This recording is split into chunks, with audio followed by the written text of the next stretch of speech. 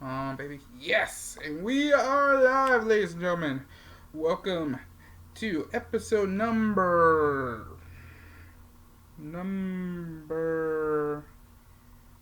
Shit. What is it? This is episode number 8, I believe? Yep, 8. Episode number 8 of the J Money Talks podcast. Welcome to the podcast, Laurel. My apologies for not knowing how many episodes there are. We're doing this every week. So far, we're at episode 8. So, 2 more, we're at episode 10. We might have a special one for that one. We might make a special one. So, we are back at this room. I'm actually doing this one a little earlier than normal. Usually do this around 12:30, 1 o'clock, but I got to take care of some business. Another thing is, I need to buy me some new pants. Pretty much jeans. Because one pair is ripped around the underneath part of my leg. And another has a button that's almost coming off. So, yeah, your boy gonna get some new pants. So, I probably need to sew that button back. Because I just gotta sew that button back.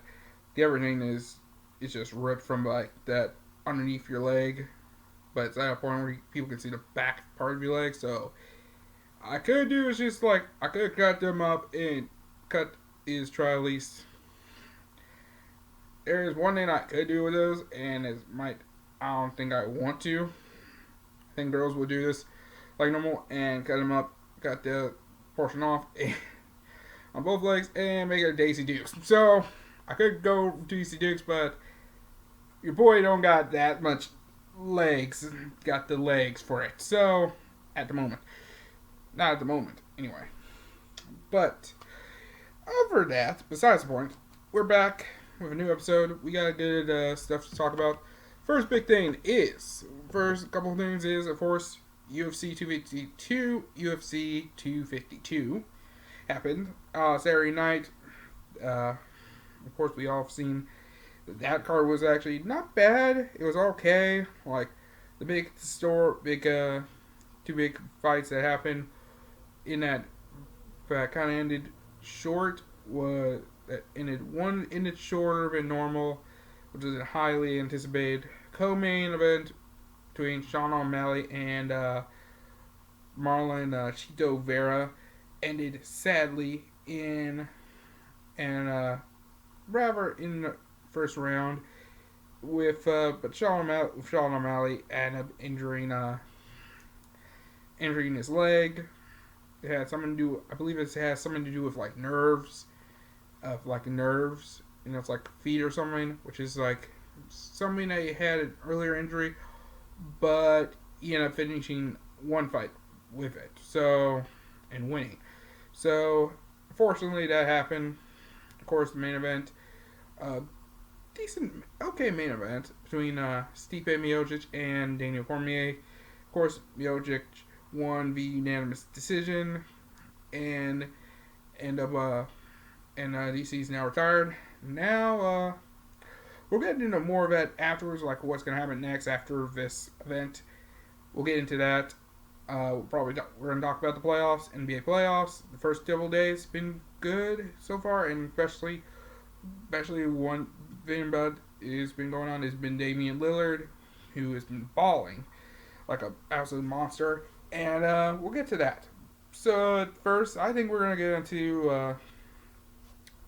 into this one segment in particular, into one thing in particular about baseball, and this is something that happened Monday night. This is something like Monday night.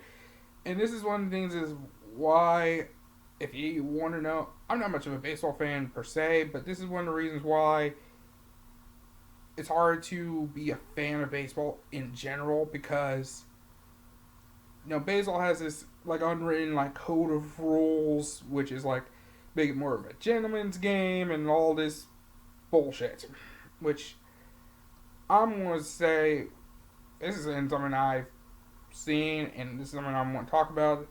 This is fresh on like everyone's mind on everyone's mind.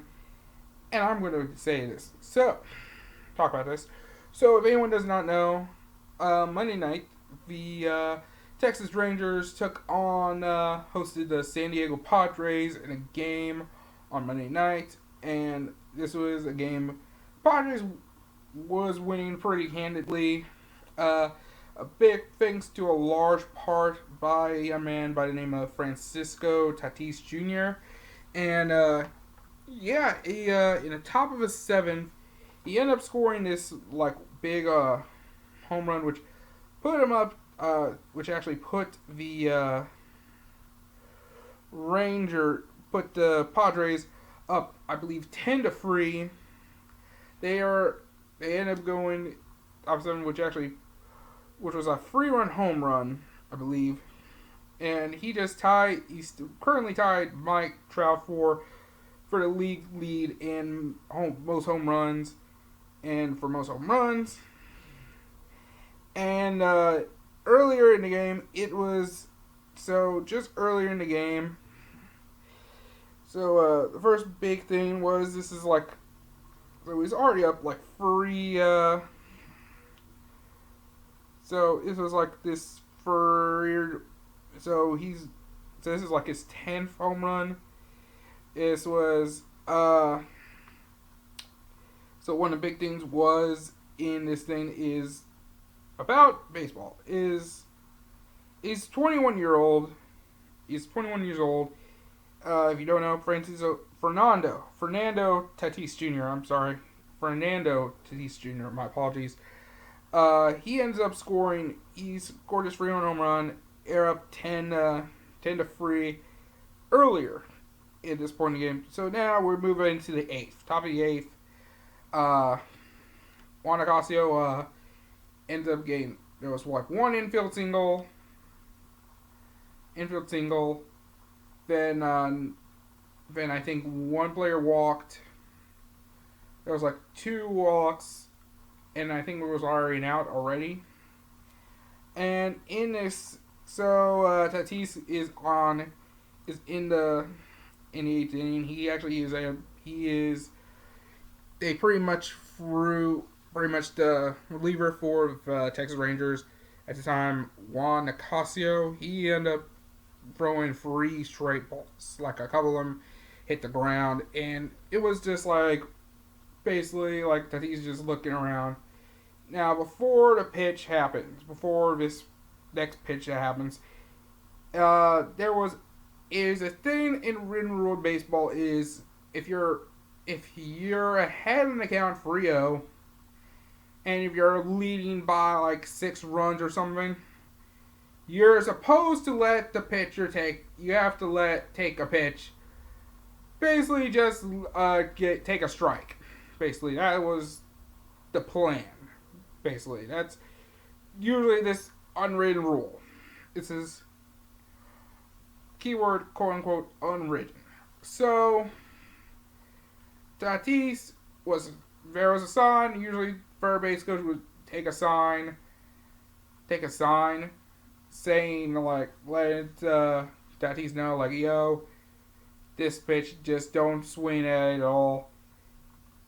And Tatis pretty much, I don't even look towards third base line, even though he was just like prepping the next pitch. He didn't see this sign from third base coach at all, nothing at all. So what happened is the next pitch, Juan Nicasio threw this nice fastball around the middle, sort of around the middle. Portion Tatis went ahead, took this swing, and the next thing that happened was it ended up being a grand slam that tacked on 4 more runs. Now the Padres at this point is now leading 14-3. So at the end of the game, so this is a game that happened. Basically what happened was that the player pretty much basically everyone kind of high-fived him a bit, and then the manager, who was the first-year manager for the Padres, Jace Tingler, he kind of just like looked at him like, dog, uh, dude, you shouldn't have taken that swing, taken that swan on that pitch. Like, pretty much just like, because what happened is Jay Singler was a former, was with the Rangers at the time. So this was his first time coming back to Texas as the manager for the Padres. So, of course, this is something that's going to happen. The Padres won 14-4 at game. When Tatis said his manager did congratulate him after hitting his homer. This is which is actually like put him one more home run ahead of Mike Trout, who is pretty much in the league and just got like a big $470 million contract, like a big extension. Like it's it's like that's the thing. Like, and that's one of the things about it is. So one of the things about this is that like pretty much the manager said like, well, he's young, a free spirit, and focusing on all those things. That's the last thing that will ever take away. It's a learning opportunity. That's it. It'll grow from this. But Tingler did say, like, just so you know, a lot of our guys have a green light to swing at a Frio pitch if the opportunity arises. But for that particular situation, we've had a little bit of a comfortable lead. We're not trying to run for scoring, anything like that. Which I'm like, so the Rangers, I guess, show like, okay, fuck you, kid. Like, pretty much said, fuck you, kid. Decides to throw the next pitch behind Manny Machado, who is also like a big name in the league. And but that pitch was the first pitch from this young rookie by the name of Ian Gabalt, who actually replaced the previous pitcher, Juan Nicasio. So, but I understand, like, I didn't manager for Rangers, Chris Woodward, sorry. He says, I didn't like this personally, but like I said, the norms are being challenged on a daily basis, so just because I don't like it doesn't mean it's not right. I don't think we liked it as a group. So Tatis later says he actually got the message a bit because he said this. I've been in this game since I was a kid. I know a lot of unwritten rules. I was kind of lost on this. Those experiences you'll have to learn. Probably next time I'll take a pitch.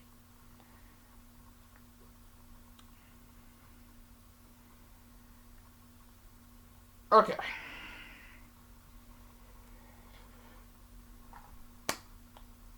This is one of the things is about baseball that makes zero sense, and this is what a lot of fans agree with. I agree with this as well.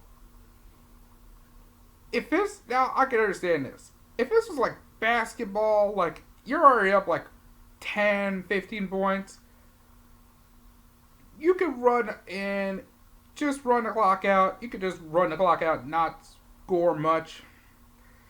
I mean, you can just hold the ball, and then just like, dribble around and then pass it around, and shoot it like the last possible second.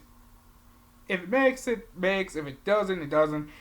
And pretty much that's how you at least handle that. But if you just like kept playing like still competitively and just kept tagging on the score more and more, yeah, I kind of would. There's a point you kind of would try. There would be some age. You would probably be a little upset. If this was like football, yeah. If you're already like up like 3 or 4 touchdowns, and if you just like scoring every touchdown, a couple more touchdowns, and you're just telling like the opposing team, yo, scoreboard or some shit, like you're kind of bragging a bit, like we get it, you're ready to score up, but come on, you don't have to brag about that. In baseball, it's like, my thing about this whole thing is, you're paid to do one of two things. If you're a pitcher, your main job is to pitch. That's all you do. You practically just pitch. Now, yes, there are some pitchers who can hit baseballs that can hit. The closest was Babe Ruth. He was a pitcher, and dude was a slugger. But this is at a time where baseball, you can play multiple positions. You can be a pitcher and still hit. Have to be a hitter because you're on the rotation. Now that was the thing back before the American League did the DH rule, the designated hitter rule, and this was like the American League decided to do that. The National League decided we're gonna keep it the traditional like pitcher has to hit. So, but this is that time where no designated hitter rule was like universal as is now. But one of the big things about this is Venus, he's a shortstop. Fernando Tatis Jr., he's a shortstop. There are three things, okay? Is either A, some cases, you make some leaping catch on a live drive. Number two, feel the ball and get the simple ground out, or work a double play, or catch an infield fly in either way. That's all he does. So one of the big things that he makes his money on is to hit a baseball. And my thing is, like, if you're a hitter and you see if you see a fastball coming right in up the middle, which is like the one place you pretty much love to have, is that one good hit pitch coming right up the middle where you can just take as much force and hit this thing as hard as you possibly can swing it. And the goal is you want to at least hit it hard enough to where you pretty much sent that ball out of the ballpark. Or at least close to a wall or somewhere it hit somewhere where you can get on base. Or be in a position to score. For another player to put you in a better position to score. Score a run for your team. My issue is about this is there's a thing like nowadays, if this was a thing like about baseball, if this was something that happened 40 years ago, if there was a comfortable like 6-7 run lead and if you swung on a free throw pitch like that back then, yes, that would probably start some kind of bench clearing brawl of some kind, of some sort, or something. Because at that point, that's rare and it's like considered disrespectful. But now, those fans we aren't like those fans. People like my age and stuff. Like Fernando Tatis Jr.'s age. Between 21 and up. 21 to, I say 30-year-old demographic. We don't have like that particular, we aren't like people who really like values like that type of respect or something like that. We care about like high scores. We care about offense. That's one of the things we love about baseball more than anything.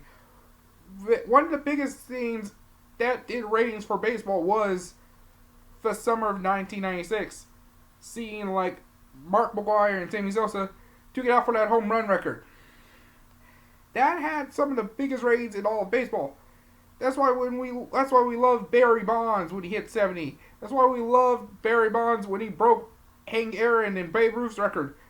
Like now I know what you're thinking. Like, oh come on, well they took steroids and all this shit. Listen, if you look at ratings from back then, you look at ratings now. Those were the best seasons because we all loved it. And people like question like last year they were talking about like the balls being made differently, where there was more home runs last year. Do you think we give a fuck about the balls being made different or being doctored or some bullshit. No. If there was like more offense happening, the game was much more faster. Why are you upset about something that makes the game better in a way? Like, no one really gives a fuck about pitching, really. The only people who really would give a fuck about pitching are like older fans. Because they don't want games to be high pay, high run, higher score. We don't care. Like, understand, our attention span is, a player's attention span is kind of like, is quick. If I don't, like, if you're someone who makes, like, that does a position, that makes a game, like, makes this, like if it's something like, let's mean, like, baseball, like, no one, like, I don't like, if you're, like, a hardcore fan, yeah, you'll watch a game regardless of what it is. But someone casual, we don't want to see much about baseball, really, because the pacing is too slow. Like, one of the things is, like, about, like, baseball is a slow sport. Like, it shouldn't take you long to throw a baseball. Take you a long time to throw a baseball. Like, I get it, there's hand positions, but look, at a point in time, like, listen, either you, like, it shouldn't be timing that you have to decide which pitch you should try to throw, which pitch you shouldn't try to throw. It should be, like, instant, like, should be, like, more instant. Like, instantly, like, a snap your finger, just, like, okay, like, here's the thing, like, it's, in, like, a lot of things, it's more of, like, a day-driven game, like, and there's, like, stats and stuff, like, a lot of kids, Verizon Fantasy Baseball, a lot of us want a player like that to hit that home run or hit that grand slam, because to us, that adds more, that's fantasy points. Or to us, like, daily fantasy leagues, like, that helps add points to us. That helps add points to the board. That helps us with getting more chance of winning, like, that week, or like, getting better chance of winning some serious cash, or something, like on FanDuel, or DraftKings, or whatever. That's, to us, what we love. So, the fact that, to me, I say this with the Rangers, and this is what a lot of people are saying, why not throw a better pitch? Or B, just walk the kid if you know this kid can swing a fucking baseball. Now, yeah, you got Machado coming up. He might swing that grand slam. Might swing a grand slam. But here's the thing, it's either you walk him, or B, if he wants to swing, if he's going to swing, don't make it easy for him to make the grand slam. If you're a pitcher and your goal is to make sure you don't have this player can't hit a baseball, then do your job. Make this kid earn his fucking swing. So, all I'm saying is, to the Rangers, that is your fault for making him get that home run. That's your fault for giving him a grand slam. You're already down 7. You have at least 2 innings to at least bring this game back on your home fucking field. Understand something. Like, one of the things I saw was that the Padres had, like, hold on one second. Okay, we're back. Had to make this quick phone call. Somehow I thought my father at this doctor's appointment all the way in Indiana, but it was actually right by the house, which is 2 minutes away. So, let me get this out of the way quick here. This is a thing about, like, this is, like, something that's happened before involving bat flips, and there's, like, a thing of bat flips, and then, like, this stuff of, like, the players mind their home runs a bit, and it's, like, a conventional thing where it's, like, why is that a big deal? honestly. Like, to be fair, this was the thing, like, in the 2015 playoffs, in the 2015 ALDS, between the Rangers and is his name, Texas Rangers. You've played a role in some major hits involving in the playoffs over the years. And this is something that's your fault here. Okay? Keep in mind. This is something that you have done over years. 5 years ago, you played the Toronto Blue Jays. Game 5, ALDS. You guys had a good lead over some weird rule that was like, dude was in the batter's box, the catcher hit the tip of a dude's bat and got a run scored because of it. What happened next? The Blue Jays score 2 on you, and then to make sure, add insult to injury, Jose Bautista channeled like the energy of that crowd and hit a bomb in front of you, and just for good measure, chucked this bat just like the ball, told the bat, "Fuck out of here." That's what this dude said 5 years ago, and then one of your players decided to start a fight over it 6 months later because he got shitted on. And I think you guys lost that game too. So it's like, bitch, the fuck? So you guys complaining about some shit that you caused, that a pitcher caused. Understand, if your pitcher throws the pitch, throw a better pitch. Earn the swings. And all I'm saying is this. If you're upset, okay, these guys really don't give a fuck about keeping a lead intact or keeping, want to stay competitive, all the game, basically what Tatis is saying is, I'm going to keep this game competitive from the first at-bat to the last one. All I'm saying is to the Rangers, keep that same energy, even if the lead is, because here's the thing, the Padres had a lead, a 10-run lead in the past, and lost, or something. Or a 7-run lead in the past and lost. And the Padres have came back from a 10-run lead. So here's the thing. No lead in baseball is really safe. So if you really just just throw pitches, just don't matter. No. Tatis is saying is this. If I'm a bit bat, and I have a chance to swing at that ball, I'm a swing at the fucking ball. I don't give a fuck what lead it is. I don't care if it's a 1-run game, 2-run game, 3-run game, 7, 10, 15, 20, whatever it is. I'm going to keep the same energy. All I'm saying is to the Rangers, what he's saying is keep that same energy with him, with the Padres. To very much go, instead of responding by throwing pitches behind a player's back or head, just to let him know, yo, I don't like that. That's some pussy shit. You know what's real boss energy? Going in there and swinging for the fucking fences. That's the energy you need to keep. Instead of doing some bitch shit like that. What happened? So it's that's what you need to do. That's what we all want to see happen in this game is listen. In my opinion, this is what the league needs to do. Sit down with all the managers, all the GMs and all the players and all this stuff. Have a huge league meeting. Say, okay, let's look at all the unwritten rules. Let's see what all the unwritten rules are.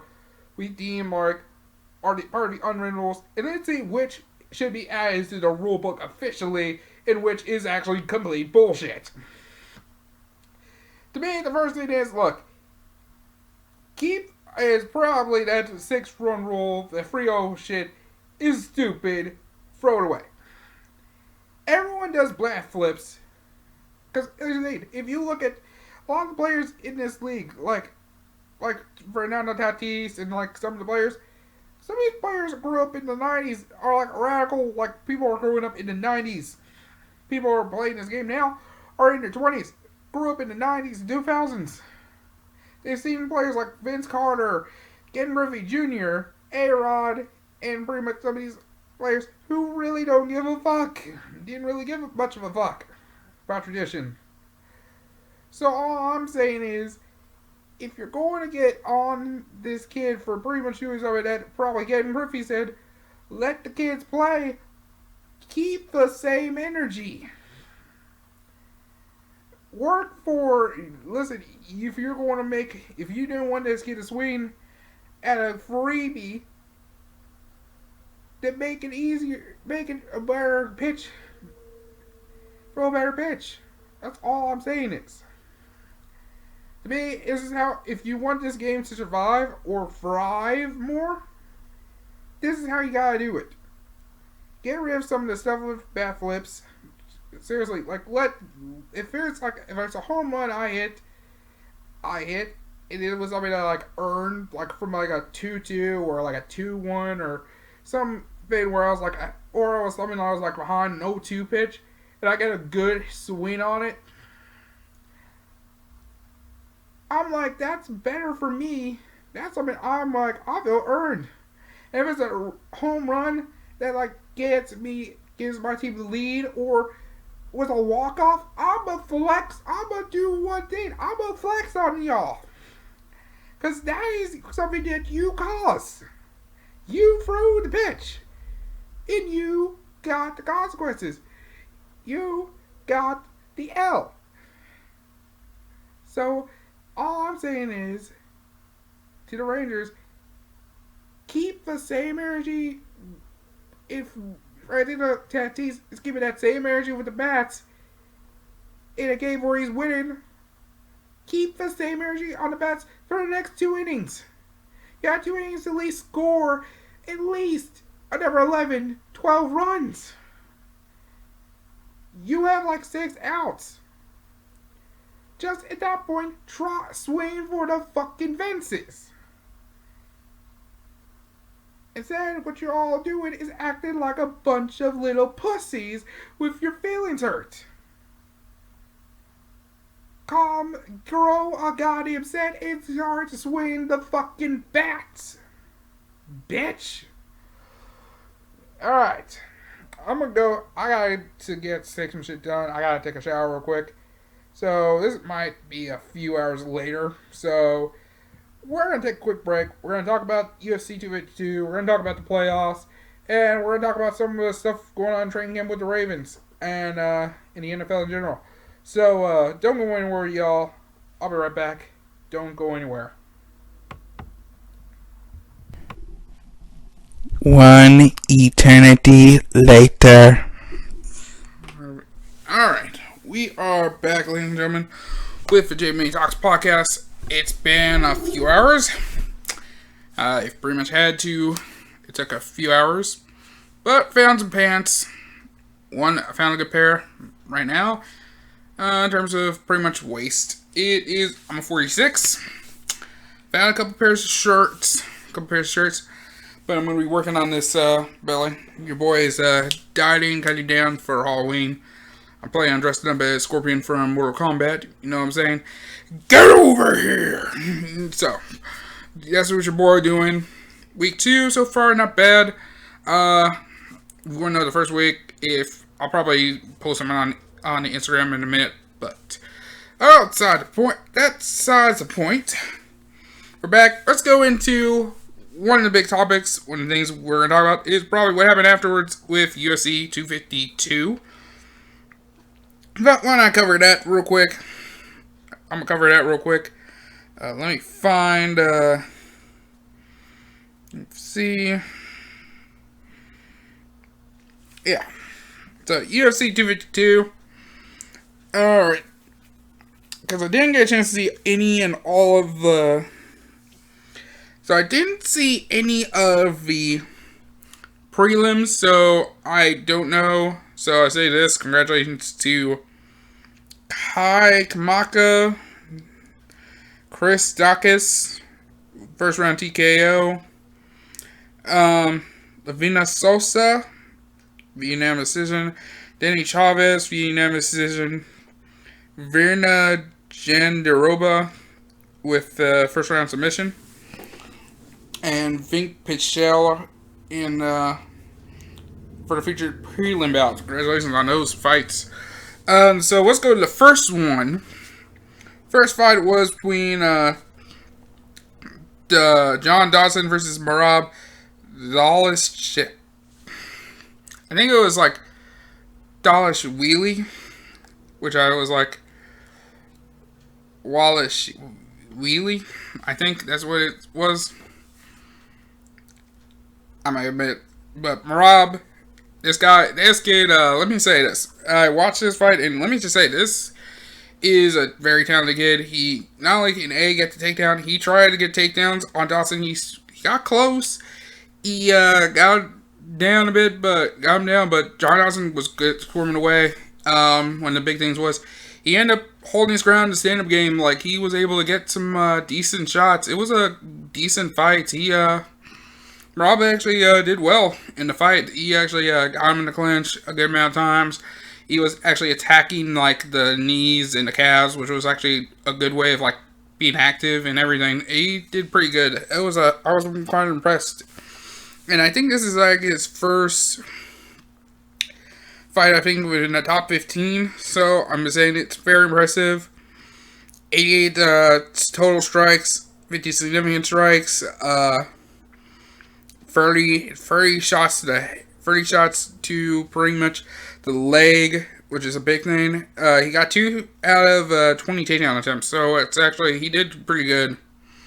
Dude was tenacious. All 3 judges scored it 30-27. So good job to it was a good job to Falshilwili for that fight. So congratulations to him. Alright, next fight was between Herbert Burns versus Daniel the Pit Pineda, who competed in his first fight since 2014.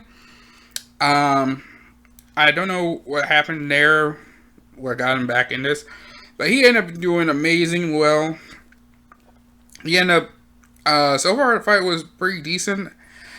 Big thing was Pineda, like, stalked him down. He played the aggressor pretty well, like 173 total strikes out of 205. 57 of them significant strikes. Were significant strikes, mostly headshots. And he ended up winning via TKO with elbows, with some nice elbows in a crucifix position. That was impressive, quite impressive. I don't know how he got him into that position, but I just saw it and I just like, that was impressive. So yes, big congratulations to Pineda for the win. Welcome back to the UFC. Hope we can see more of you competing. I'm impressed. So we go next to the heavyweights, the big boys, and it was between Jairzinho Rozenstruik versus JDS Junior Dos Santos, and it was okay. It was a decent fight. It was like, I think it was interesting. Rozenstruik was a bit more of an aggressor, 42 compared to 24, and so far both men have huge knockout power, and I think one of the things is Rozenstruik was respecting his power, and he ended up doing pretty well. One of the things that JDS tried to do was go for the body. Looked like most of them affected the body. 13 out of 24 significant strikes he did was to the body. Try to soften him up a bit, which is smart. Soften the body up, soften the body, start aiming to head opens up, and it did well. But Rozenstruik, he ended up getting one lucky strike. Got one faked the jab and then caught him with an overhand, like check check left or check right, I believe, a check hook, and ended up hitting JDS, knocked him down. Jay just tried to get back up, but struck him again and knocked him out. And that was it was a good fight there. That was in the second round. Pretty good. Now we go into the co-main event, which is honestly was this one was highly anticipated to be a great fight between both Sugar Shane O'Malley versus Marlon Chito Vera. And it started off pretty decent. It was looking like pretty good. And then, but the sad case is, like, Sean O'Malley had sadly, something to do with his nerve, with the nerves in his foot, end up, like, going out on him. And it was like a bad injury, which hurt him a bit. Also played a role in the finish, which was something, like, a little bit quicker than normal. But Vera ended up getting him down. Ended up getting a couple elbows, which hurt him a bit because I don't think he was focused on things. I don't think they were focusing on. He was thinking about the shot, him getting hit. He was thinking of more or less the injury in question. So I won't take that away from Chito, but still, but yeah, Chito Vera won that one via knockout, TKO with elbows, and yeah, it was a bad fight. I was thinking I was anticipating this match would be good, and sadly it just ended in kind of a short fashion. So it just, yeah, we'll just have to focus on that another time. Okay, so let's move on now to the main event. This is the main event of the evening for the UFC heavyweight title. Stipe Miocic versus Daniel Cormier for the third time. This is the trilogy, and this was actually a decent matchup. It was pretty good. Daniel Cormier did get a takedown in the beginning round, and he tried to go for takedowns, but more attempts, but one of the things that Stipe did was end up having good clinch control. He was making sure that Daniel Cormier was not going to be able to at least get any type of like hand control or anything to at least make this fight work. One of the big things was Stipe ended up getting a good amount of shots and ended up getting at least a knockdown towards the end of the second round. Got him the mount, but DC ended up escaping by the bell. Got saved by the bell. Ended up getting this really, really close, the last 10 seconds of the round and second round, and he ended up. And Stipe did alright, and there was ways I think this fight would have went either way, but I read that there was a point in the fight where Stipe poked DC in the eye, and it got to a point where he probably he ended up, I think he said he torn a cornea in his left eye, which was bad. It was something that the referee missed, and no disrespect to Mark Garler, who officiated the fight. It was just one of those things that you usually would watch. He did call eye poke on DC, but he didn't catch this one, and DC couldn't see.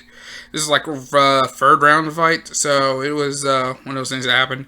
After the fight, this was a good fight. Trilogy was good. This is a good way, and sadly now this is the end for DC. Now he decided to retire. Decides to go into retirement, and yeah, I say this: DC, you deserve this. Retire well. You were a great fighter. Great champion. It's just a bit of a shame now. He's probably going to be this. He's probably now going to be.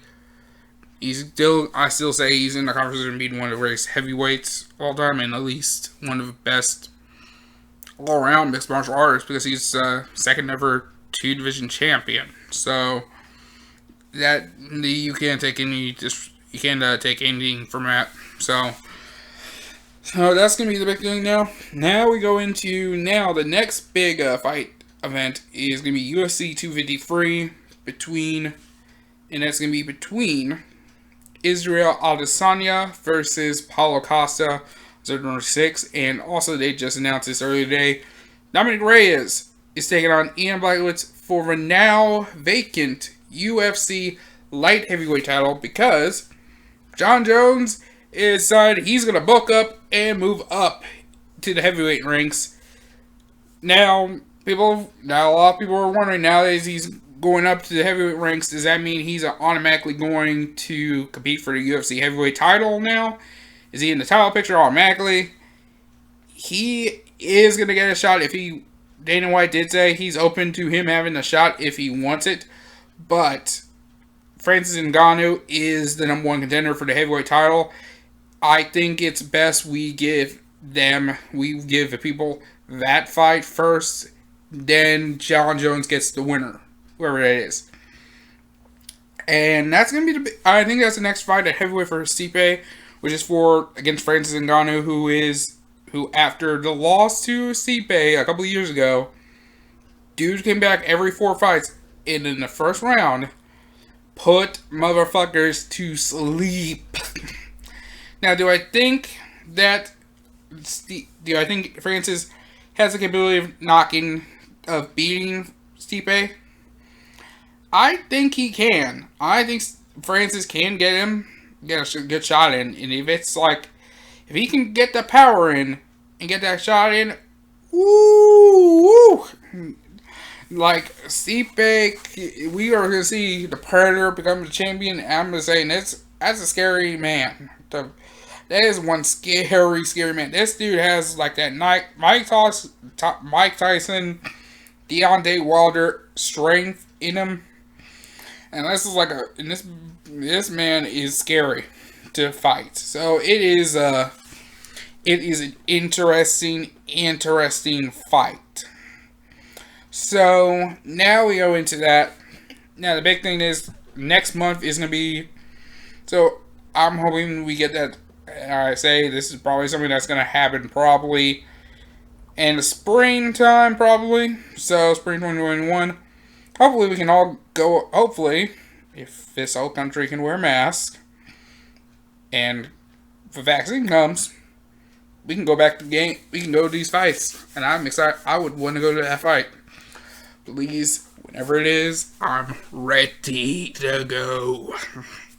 So now let's talk about, I guess, Izzy Stylebender versus Paulo Costa.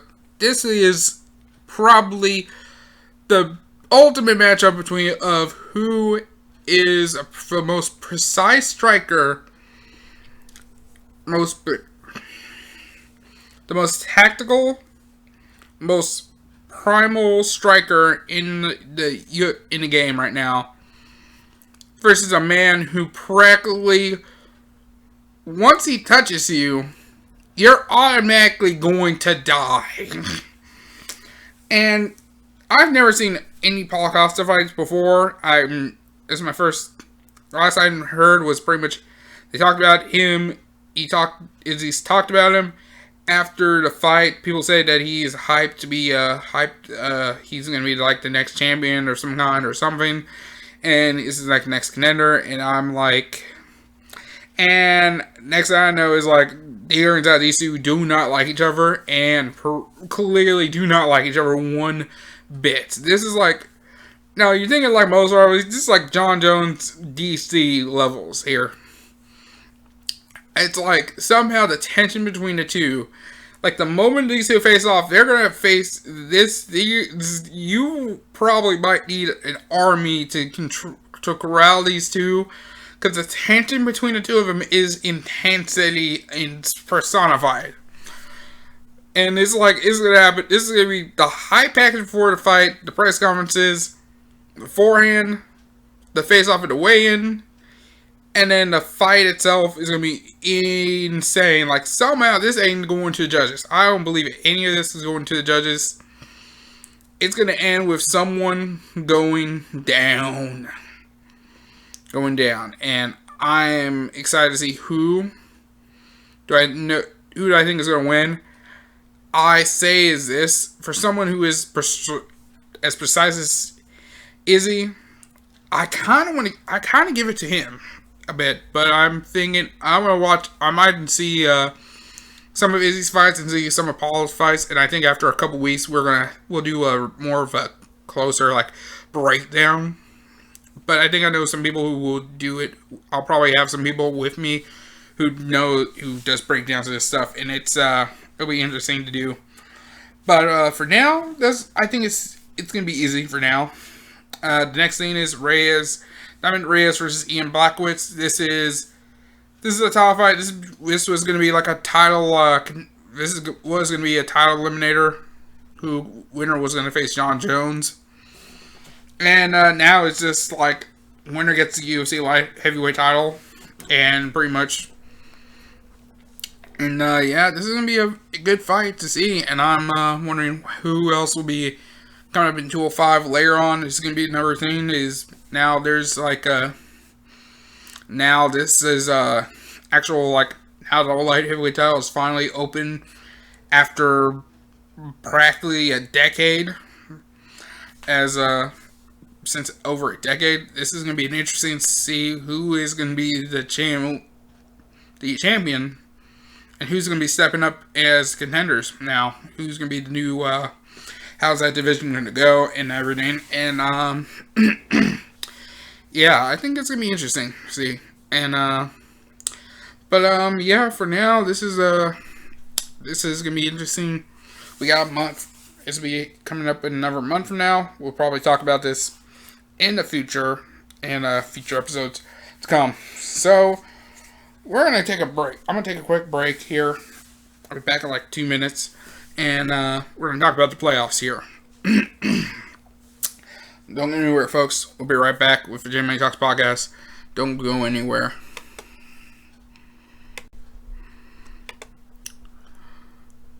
Alright, everyone, we're back with J Money Talks podcast.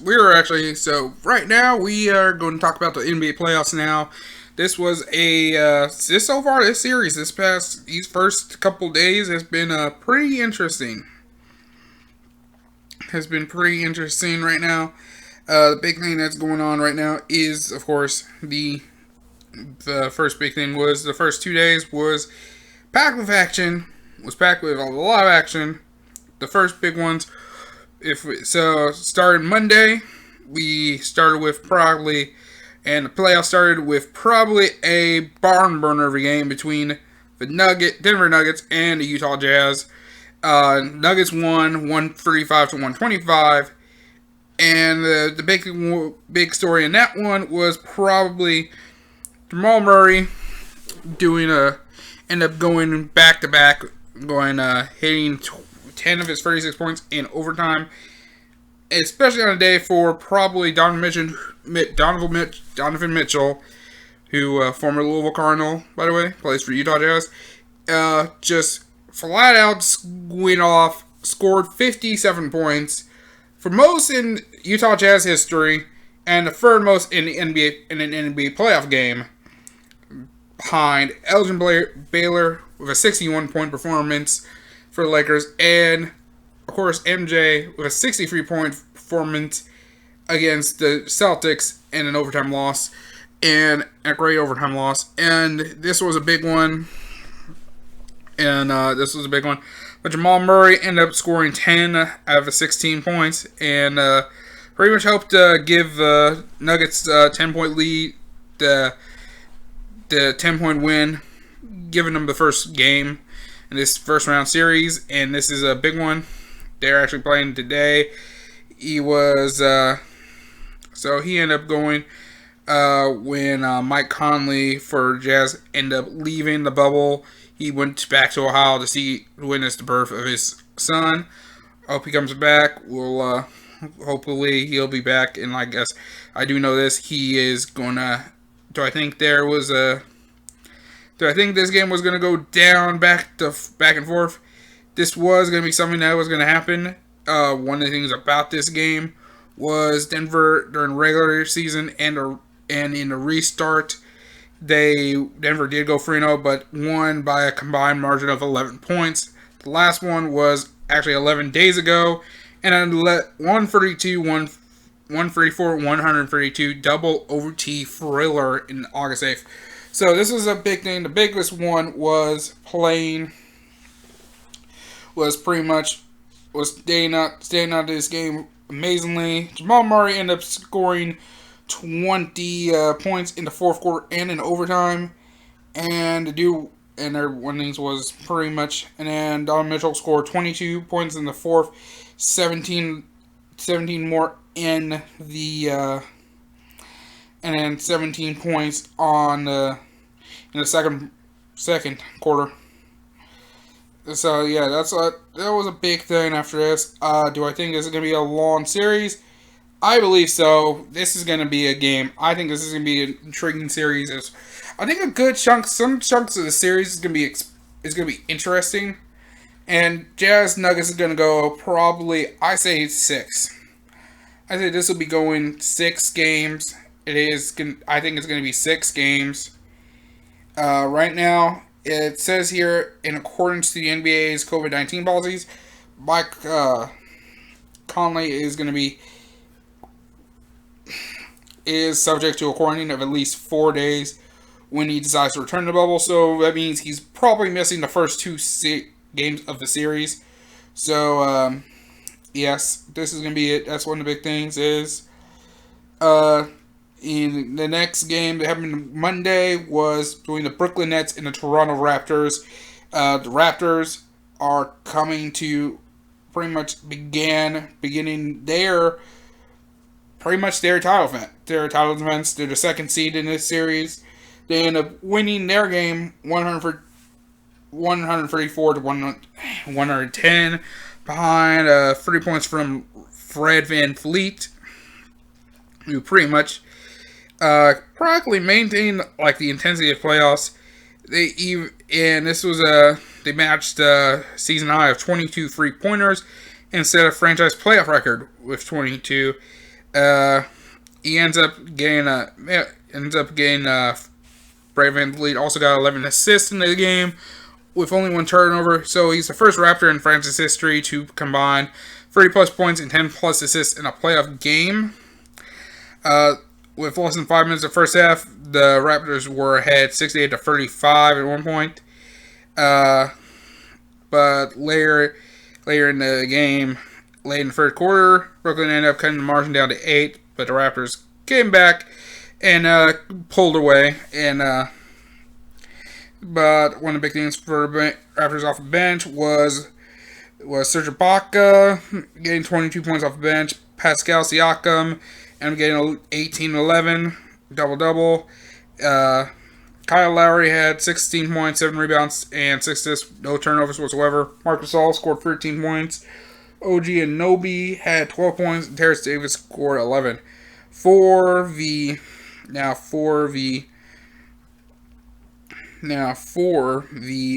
Nets here,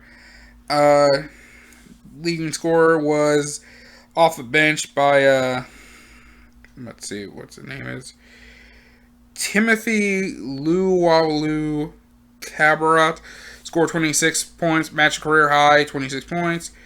Joe Harris scored 19 points. Caris LeVert ended up having 15 points and 15 assists. Jared Allen collected 15 points and 12 rebounds. Gary Temple also had 10 points. One of the biggest thing was... One of the big things was pretty much... This was practically a great game. This is a game, and this is also them playing without KD and Kyrie.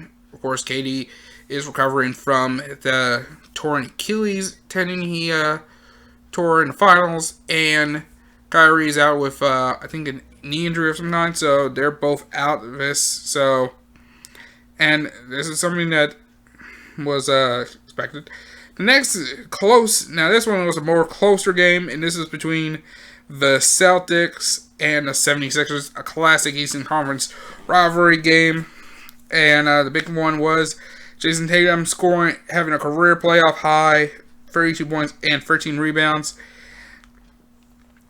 And then also the next game was, of course, going to be Jaylen Brown scoring 29 points. 15 of them was in the fourth quarter. And so both Jason Tatum and Jaylen Brown led the way for the Celtics in this game. Kemba Walker scoring 19 points for the Celtics. The biggest one for the 76ers was that Joel Embiid ended up getting 26 points, 16 rebounds. Josh Richardson and Alex Burks both added 18 points for them. They end up being out they nearly pulled off a win without Ben Simmons, which was a big one. And, one of the big things is Tobias Harris had 7 assists in the first half, but in the second half, he ended up having none others. Al Horford ended up getting called for a flagrant 1 in the fourth quarter for foul against Brown. What happened was Horford decided to corral Brown on a drive to the hoop, ended up shooting 26%. And the big thing for the team was they shot 26% in the fourth quarter overall. So that's something that needs to be fixed. The bad news is for the Celtics, they're now down without Gordon Hayward. He now has this, I believe it was a grade 3 ankle sprain. So now he's going to be out for the next 4 weeks. So it looks like you probably don't. So that means let's just say this.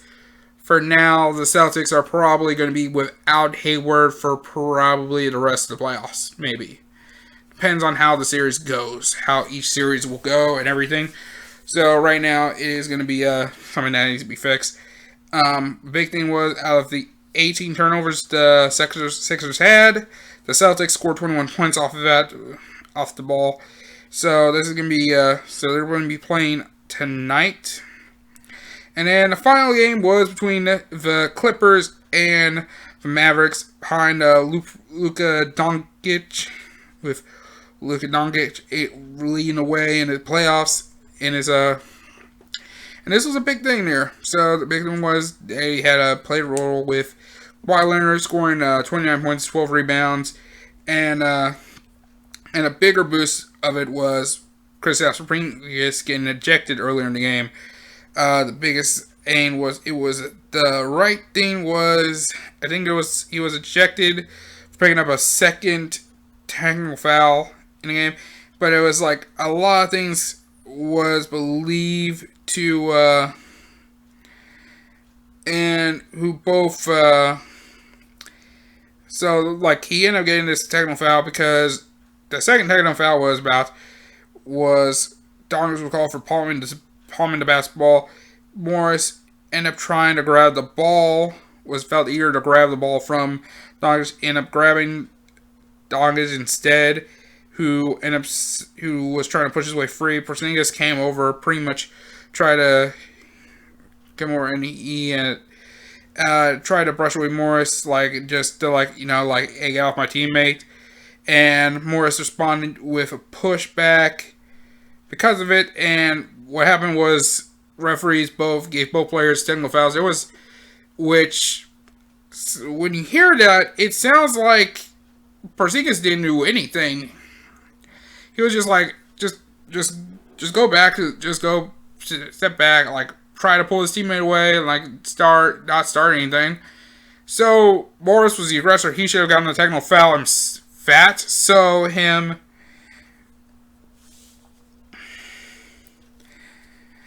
one of the things was it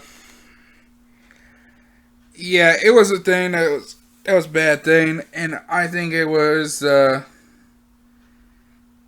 was something that was going bad, and this was so what happened next was pretty much this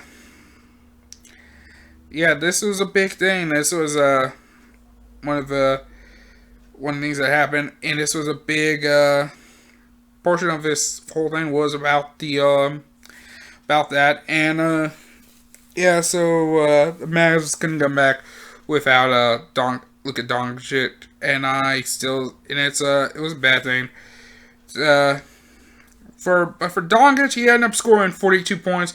That's the most ever by any player in his first postseason game. He also had 9 assists, 7 rebounds. So for a good chunk of the night, he tried to get the Mavericks, who are the 7th seed, uh, and could have pulled off, but couldn't pull off the upset over the 2 seed in the first game of the series, which would have been a big thing.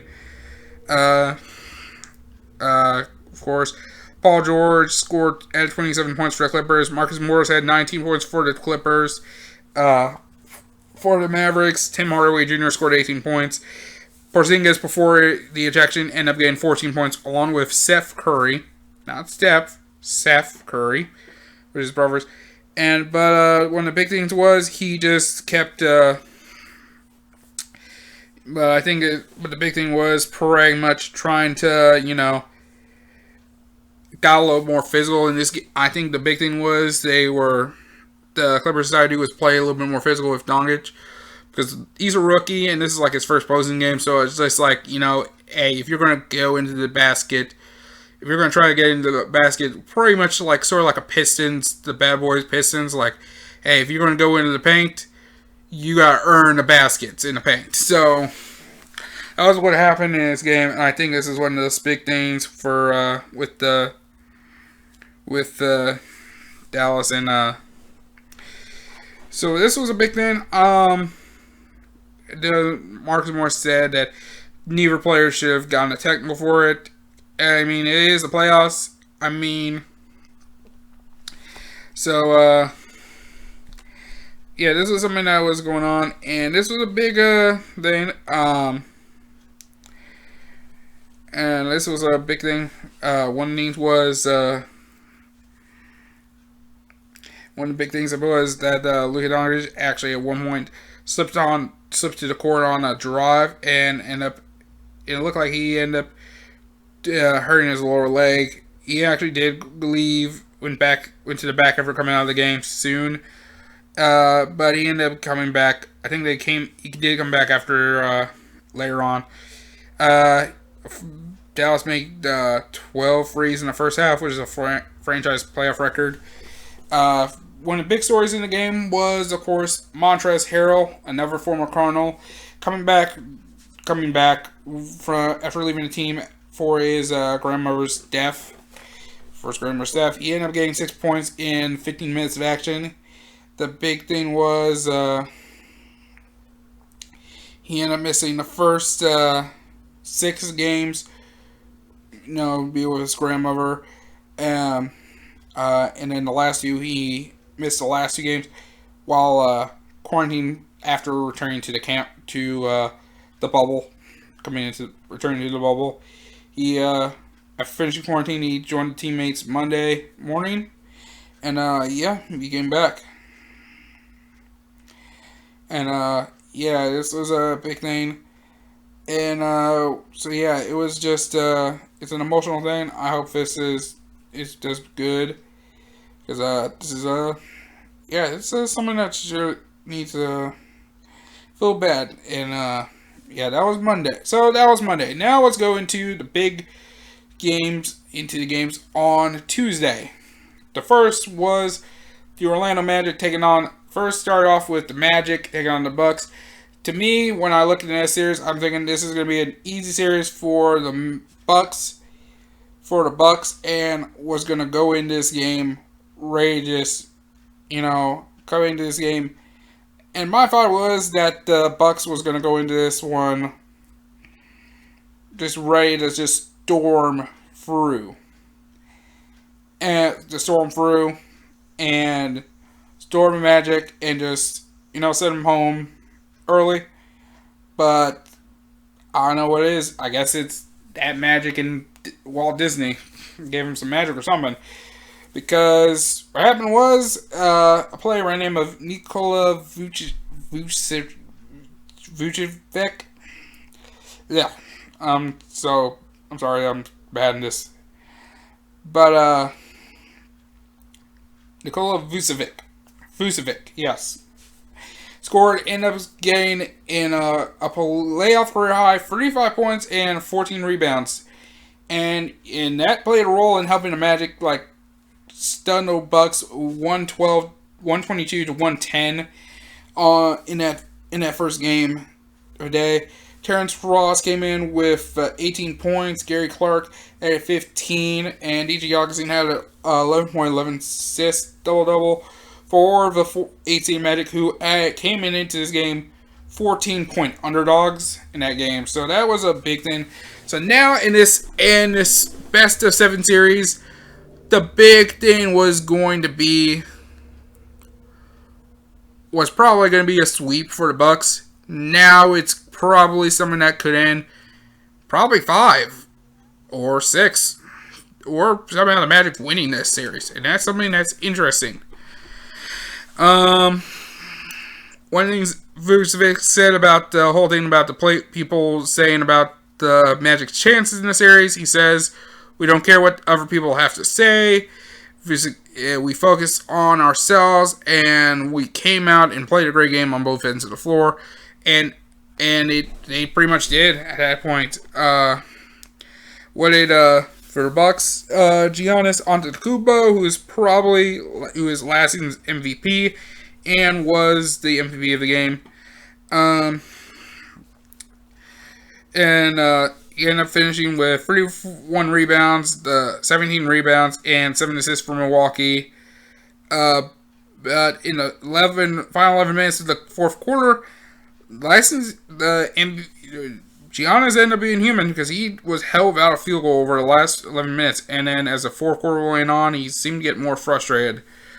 So that is something. That is now something there, because that is a huge thing. If the Bucks can get going with Giannis Ryanus, that's a sign of some bad stuff going on. Because the Bucks did come into this postseason, and into the bubble, back into the bubble, as the favorites to win the NBA title.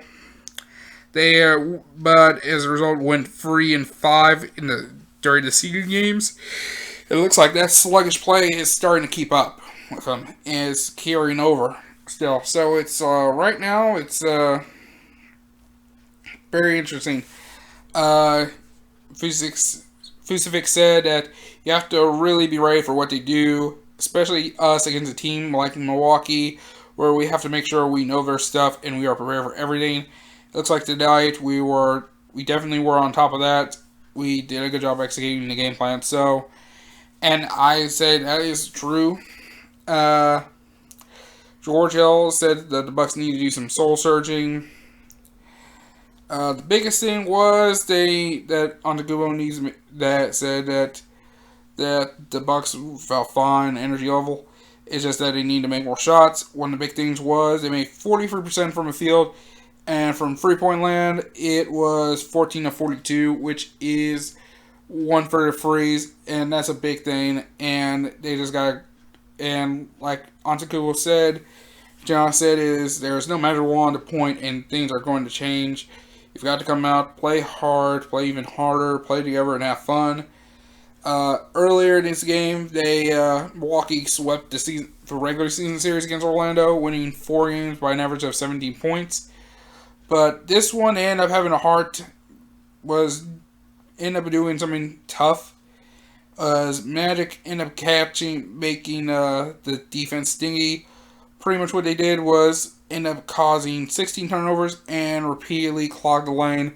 Pretty much staying more like inside the paint, keeping the paint in, not giving any chances for Giannis to do any drives or any layups, any dunks of some kind, and basically just told Giannis hey, if you want your points, you gotta shoot. You gotta be doing jump shots.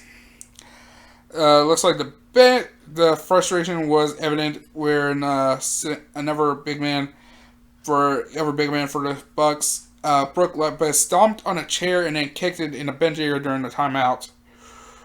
Vucevic said, obviously our main focus was to try and make it hard on Giannis to protect the paint. We did that as a team. Head coach Gary Clark did a great job fighting him. Oh wait, that's a player. Gary Clark did a great job fighting him, and we were able to help. Magic ended up leading a majority of the game.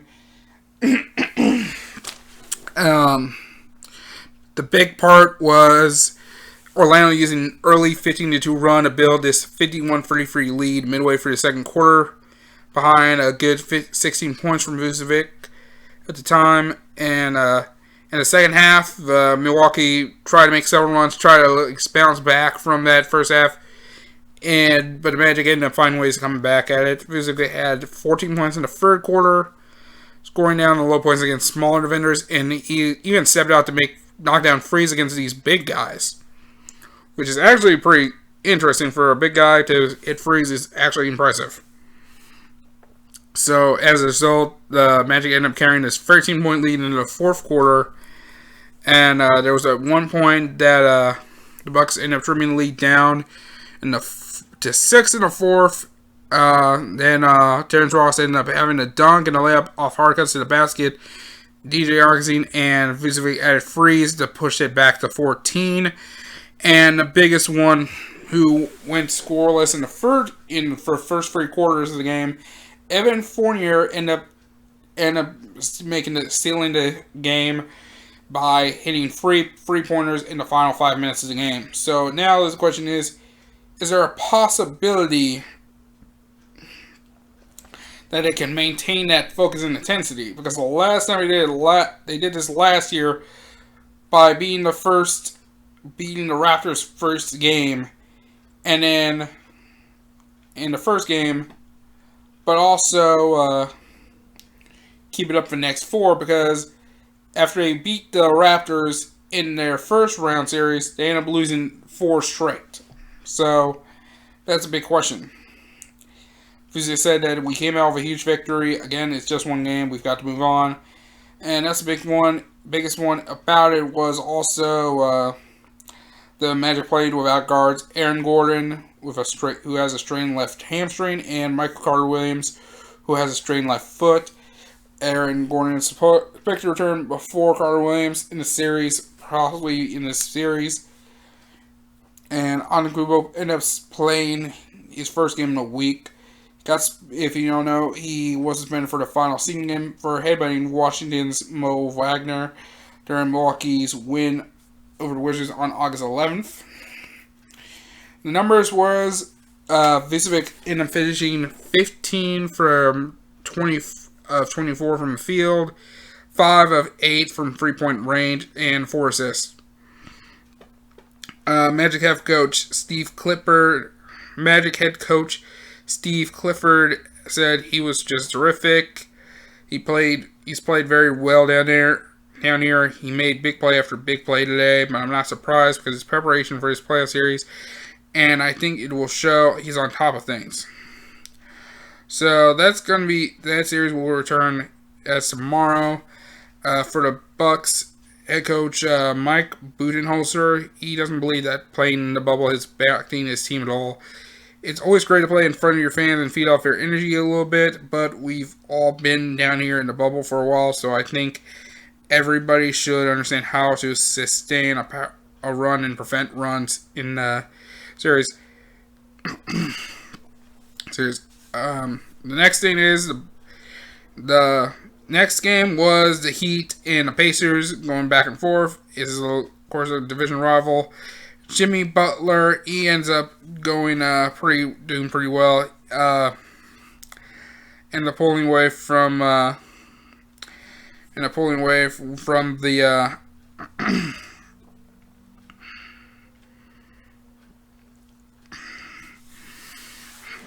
was Bam Adebayo in him. So one of the big things was pretty much Butler. Usually doesn't hit free. Who hasn't made a 3-pointer since March the 2nd. One of the things was like Jimmy Butler has been doing kind of bad to hit frees, and one of the big ones is Jimmy Butler knocks down 2 big frees very late in the fourth quarter to help the Heat away from a 113-101 victory over the Pacers. in their game, in game one. Big part of it was from Bam Adebayo imploring him to shoot 3-pointers. And one of the things was, Adebayo said about Butler, who hadn't made these threes since March 2nd, I yell at him all the time to shoot the ball. Tonight, it just clicked where he listened to me and he made some big threes. The big thing was for the Heat. And for the Heat was Jimmy Butler scoring 28 points. And then also Goran Dragic scoring 24 for Heat, who have pulled away from in those closing minutes. The big thing was the Pacers now lost star guard Victor Oladipo to an eye injury earlier in the game. The big thing was, speaking of Bam Adebayo, he ended up having 17 points, 10 rebounds, 6 assists for the Heat. And this one's actually a very even game because it's between 4 and 5 seeds who are separated in by at least a single game. So this is going to be a back and forth game. A big back and forth game. One of the big things was it was going to be the big thing was, of course, Michael. Big thing was the big story of the bubble was, of course, with T.J. Warren, who ends up scoring 22 points with alongside Michael Brogdon. The big thing was Oladipo was limited to 8 minutes. He ended up getting scratched in the left eye with 3:26 remaining in the first quarter. Appearing to be hit first by Jay Crowder. He ends up seeing the NBA's on-campus doctors. So he never left the bubble. So he's not on quarantine or anything. But it's gonna be something that's monitored for the next few days. In terms of progress. This is a big thing. Big thing because earlier in the games, Victor Oladipo was on a minutes restriction. Because Oladipo was working his way back from a right knee injury. So that's a big thing for the Pacers. Before the fourth quarter, the Pacers were down by a single point going into the fourth quarter. Miami actually opened with a 72-62 lead midway through the third, but the Pacers ended up having this good finish, knocking it down to that 1-point deficit. The next big thing was Derrick Jones Jr., who sustained his neck injury Friday at Peard series when he was taken off the floor on a stretcher, was ended up being cleared to play, and he had 6 points in 13 minutes of action alongside the Heat. For the Heat, they actually had pretty much had Tyler Hero for Kentucky also scored 15 points. The big thing was the big thing was now is this is a rivalry being renewed in a bit with the two teams these teams did meet 3 straight years in the postseason from 2012 to 2014, especially when the GOAT LeBron and the big three for the Heat played against Paul George and Pacers with Lance Stevenson. And the last 2 of those games were in the Eastern Conference Finals. Miami did win all 3 of those series, but this is a big thing. The biggest thing right now is the Heat at this game was technically the road team, and this allowed them to run their streak to 20 consecutive series where they won at least one road game. The second longest in NBA history, behind Golden State's current 23 series run. So interesting enough, that's an interesting fun fact for you. So the next game was going to be an interesting one, and one would have had a ton more stuff in this one, and probably a lot bigger. Sorry if Russell Westbrook.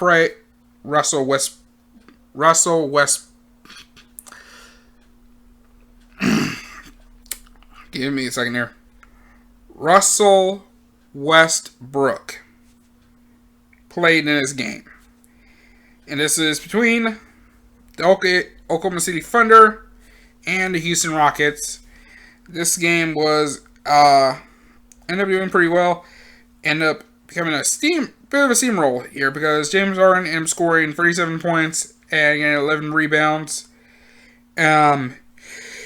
Rockets rolled past the Thunder with a 123-108 victory, and if you don't know, Westbrook played for 11 seasons with the Thunder. He's out with a quad injury at the moment. I'm not sure when he'll be back. I don't know if he'll be able to play in the series, but I think in the series at all. So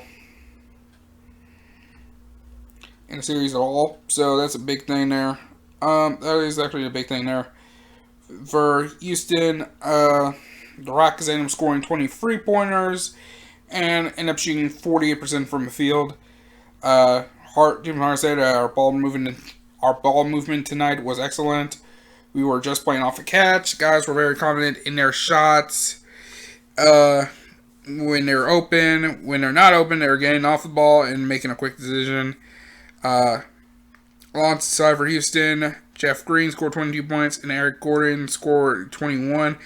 Who right now at this moment they are not sure how long they will be without Westbrook in regards to his quad injury. So from the bench, the Rockets end up getting 42 points from the bench. And biggest thing for the Thunder was Danilo Gallinari, and I'm matching a playoff career high with 29 points for the Thunder. Chris Paul, who joined the Thunder in a trade that actually ended up sending Westbrook to Houston to begin with, ended up finishing with 20 points, 10 rebounds, 9 assists, almost getting a triple-double in this game. Steven Adams added 17 points and 12 rebounds for the Thunder.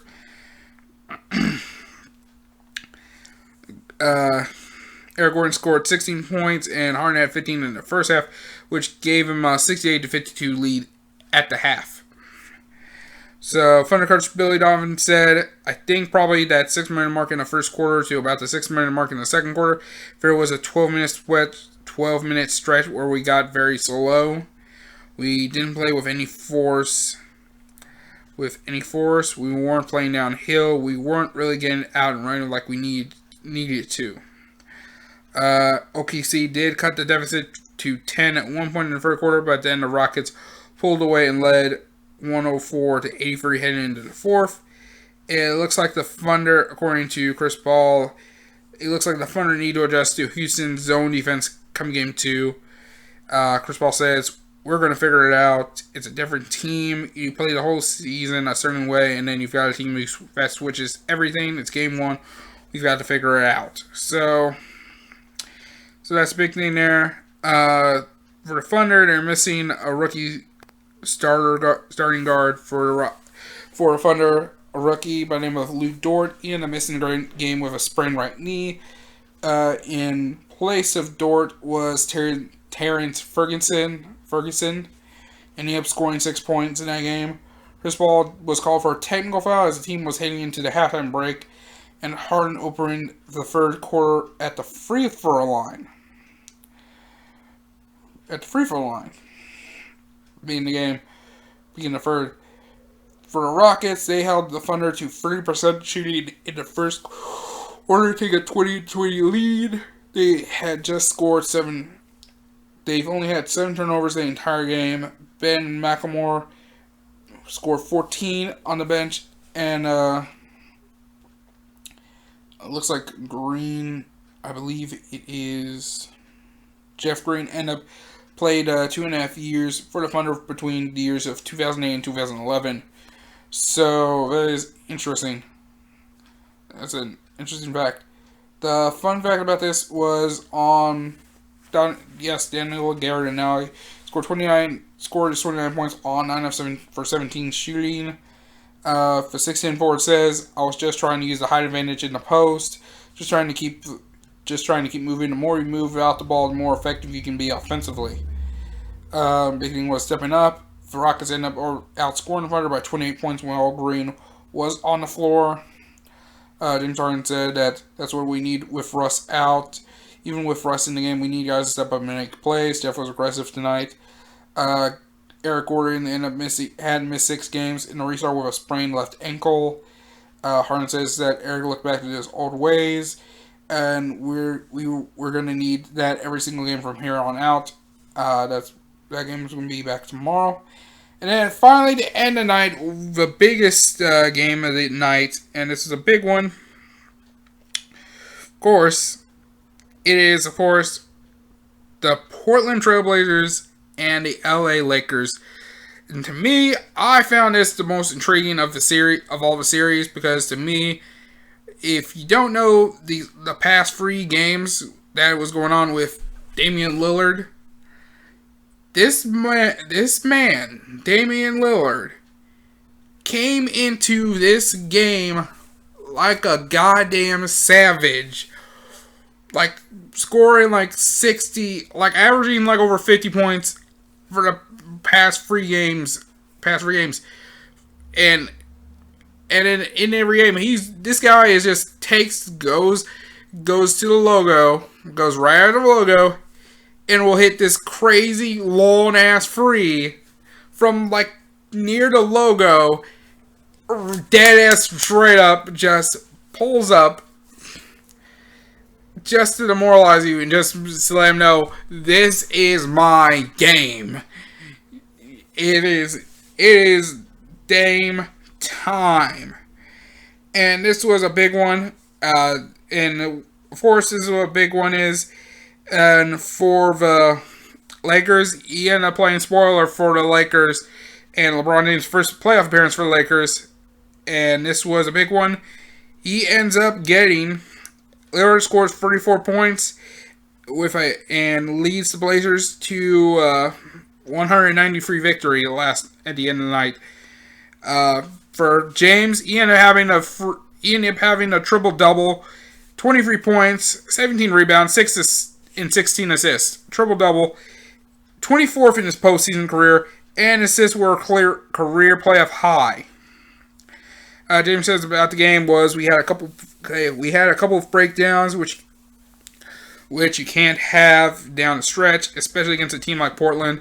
And he is right. This is a game. Portland is a team really committed. Was really getting into this game tough here. Yusef Nurkic ended up having 16 points and 15 rebounds for Trailblazers, who at one point in the first half led by as many as 16 points. For the Lakers, this is their first time. This is the first playoff appearance since 2013. This is the first since, sadly, the post-Kobe Bryant era. And, they narrowed the advantage down to 57-56 at the break. And they kept it close back and forth. And going into the final period, they were down 78-75 on a free-pointer by Kuzma, ended up tying the game. And then the lead was given... Then later, the lead was by a layup by James. And Kuzma ended up getting a pair of free throws and ended up making a pair of free throws and another layup and extended to 6. Then, with 5:46 to go, Damian Lillard hits, of course, the big free ball. Big free ball from the logo to tie the game. 5:46 to go. And CJ McCollum-Larry ended up hitting a floater next. And that gave Portland lead again.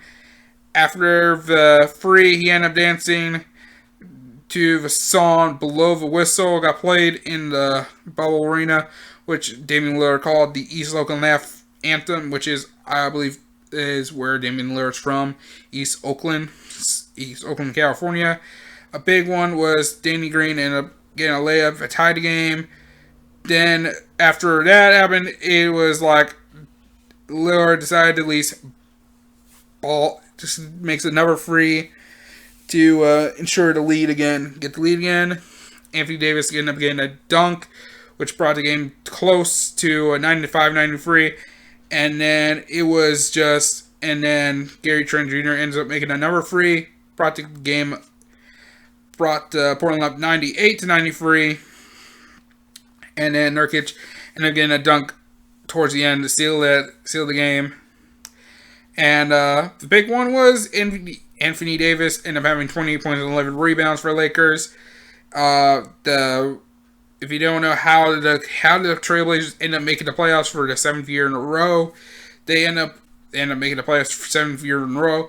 How? By winning the first play-in postseason NBA game since 1956, beating the Memphis Grizzlies 126-122 on Saturday.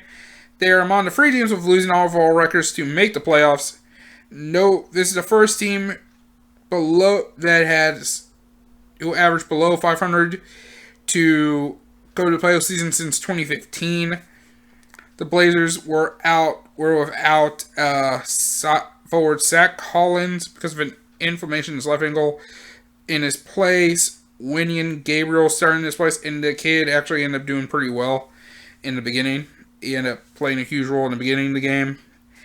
The big part was, in the first half, the Portland Trailblazers ended up leading 33-17 at one point in the first half after Nurkic dunked. And the Lakers did go get pulled within 2, but couldn't pull in front until Anthony Davis dunk off James Paxson made it 50-49, which is over 3 minutes left in the half.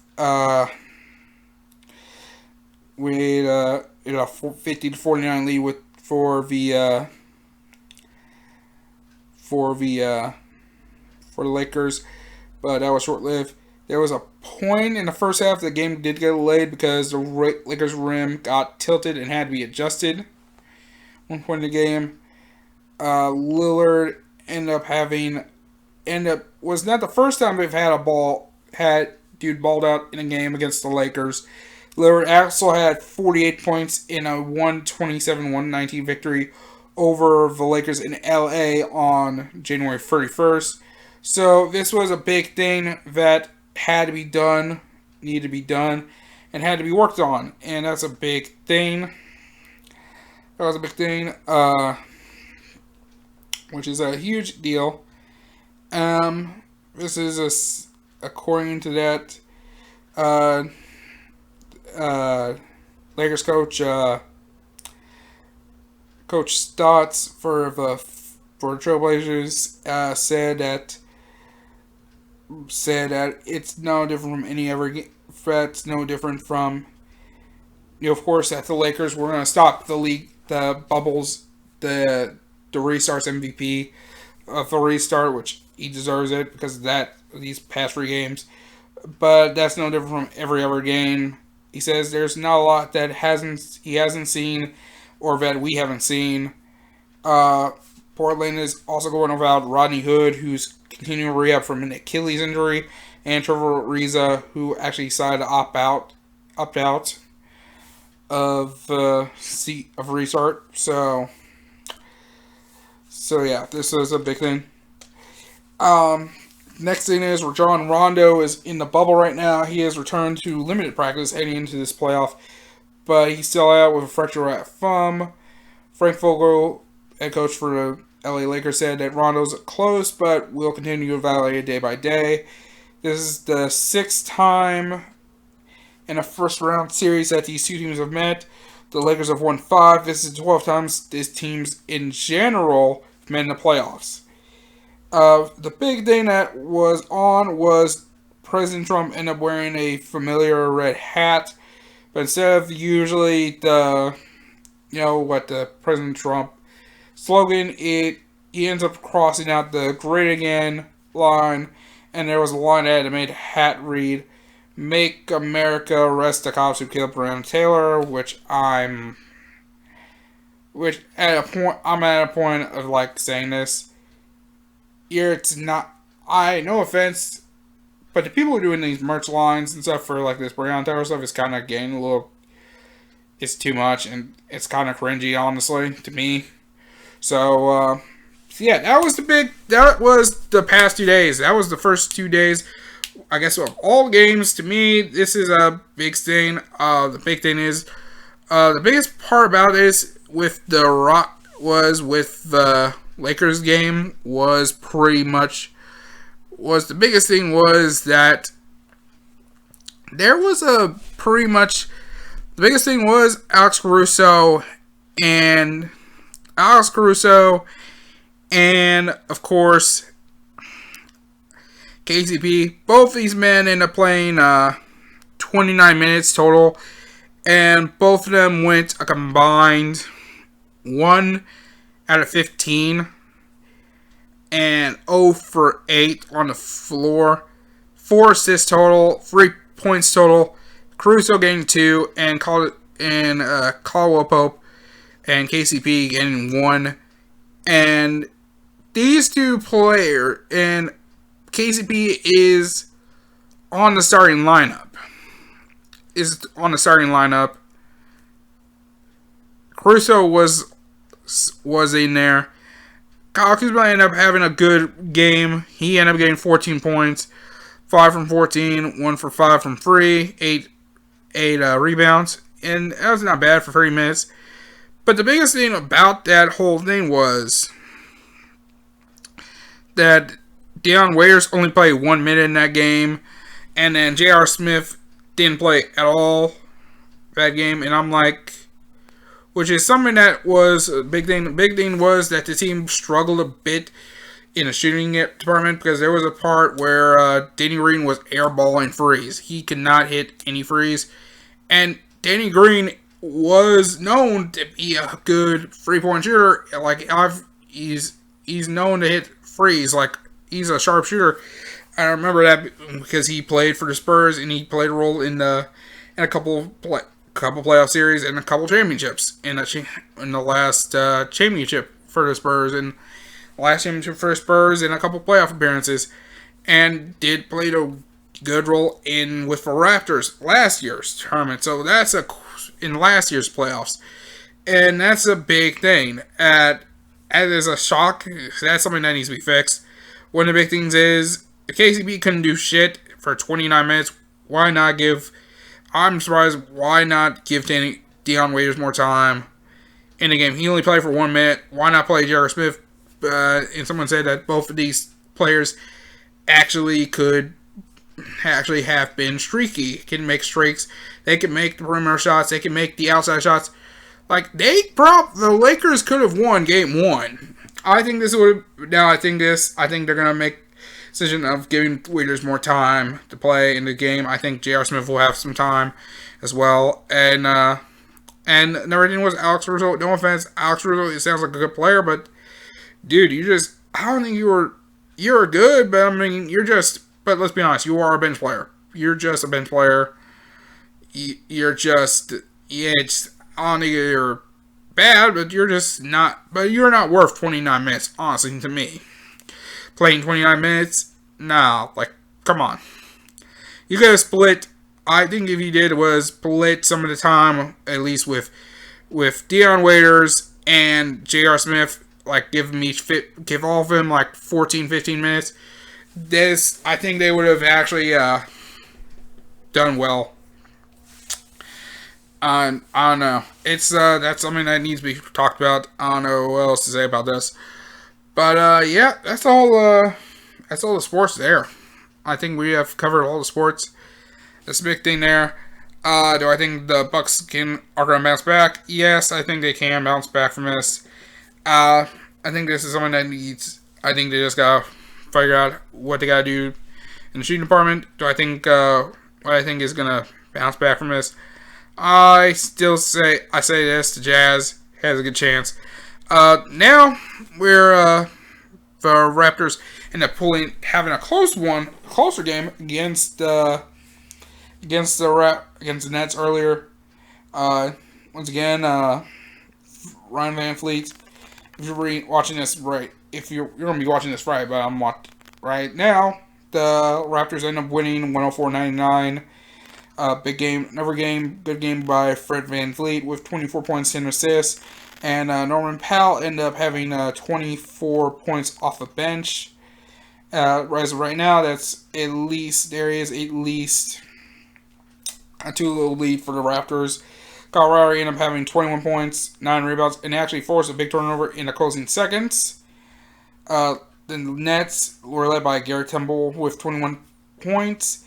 There was a 33-point. Oh, this is about game one, actually. This one got more closer as the Nets ended up building a 14-point lead in the first quarter. The game. It took the Raptors until 9 minutes left in the game. Till looks like 9 minutes remained either in the quarter or in the game when OG Anunoby drove a lane and scored on a left-handed dunk. And then after that point, Toronto ended up getting control back. They stretched the lead to 8 on Powell's drive and dunk from the right ring. The Nets end up having this one chance to actually get a chance at this game. It looks like here, it says here that Nets did have one final shot to send the game to overtime after Timothy Lulalu Cabaret scored a free with 40 seconds left, which trimmed the lead down to 102.99. And Toronto got called for a shot clock violation on the next possession. And on, I guess, into the handoff near midcourt, Kyle Lowry ended up swiping the ball away. And Powell ended up coming up with the loose ball and scored on this one breakaway dunk in the game. And for the Nets, Caris LeVert ended up having 16 points, 11 rebounds, and every double-double for him. And both Jared Allen and Joe Harris both had 14 points and 15 rebounds for the Nets.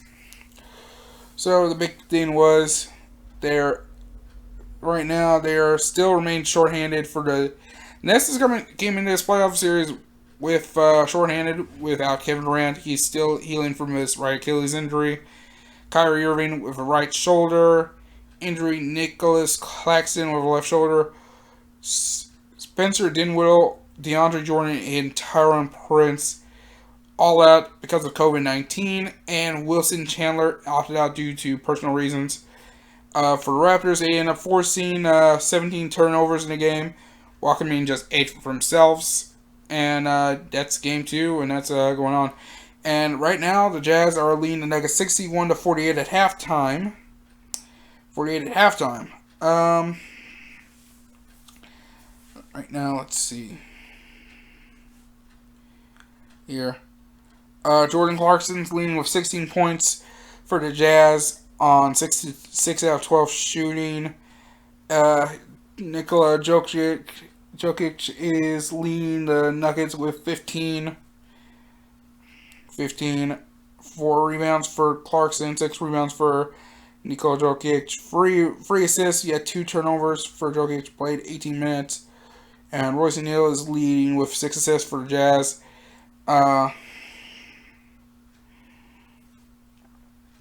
Right now, Jordan Clarkson leading the game for 16 points.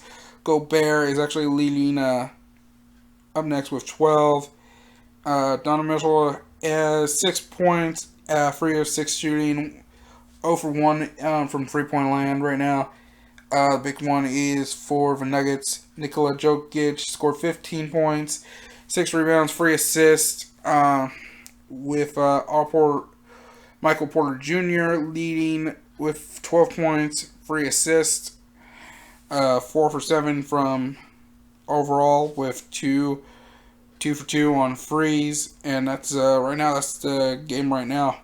Never leaves one in that series, and later tonight is going to be the 76ers and the Celtics, and the Mavs and Clippers.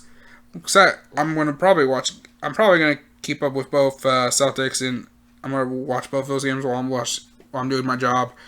I'm working from home. So, yeah, your boy is going to be interested in seeing those games. So far, the big thing is I'm intrigued to see how this rest of this series goes. This first round goes. This playoff's going to be interesting. I still say the playoffs are going to be interesting. My big thing is going to be how well will the Bucks do. I'm not sure how everything's going to go. I still say it's going to be Bucks-Lakers, but it looks like their first round, it looks like my prediction for Bucks-Lakers finals might be a little bit more difficult. Might not be as truthful as so, because right now, this playoff is all competitive chance, and it looks like every team's giving every chance they get, and this is like the more Lakers could have a chance of losing the series if they take Damian Lillard lightly, and they got CJ McCollum and Carmelo Anthony. It looks like he's turned back the clock a bit. So this one is let's just say if you're a Lakers fan right now, you might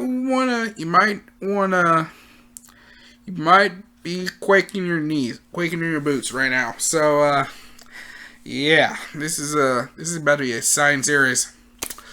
Okay, I actually need to stop this. I think it's about time. We've pretty much been this has been about 2 hours. We're kind of under 2 hours. Usually this is a long one. So, yep. Thank you guys very much for watching this. We'll be back next week. Probably at that point, we're going to see. We don't know how these series are going to go and everything. This isn't really a sports talk show, but sports talk podcast, but some of the stuff for sports comes in a lot more, and this is what I mean that's going on. I guess I got one more thing to talk about is, of course, with the NFL training camps, everything's back. They're starting training camps coming in full swing. They're now practicing in pads now. So the big thing was for the Ravens. Biggest thing going on is Marquise Brown actually ended up bulking up. He's playing on being the big deep threat, and he's healthy, so he's proving he's going to be the deep threat to look out for when the season comes in. Lamar Jackson is going to be working on that deep bomb. But the big thing is the Ravens could have some depth, but also they're might have a new leader, another leader in the team, and a good veteran. And a good one, because this week the Ravens end up hosting Dez Bryant for workouts at their training camp. Yes, if you don't know, Dez Bryant is a former first-round pick for the Dallas Cowboys. He played for the Cowboys. In the first few years, he ended up taking the league by storm. Did well for the Cowboys. One of the big things that he ended up leaving was his contract with Cowboys ended up going bad because of declining production and a couple of issues, behavior issues. But yeah, he ended up taking the time off. Better himself.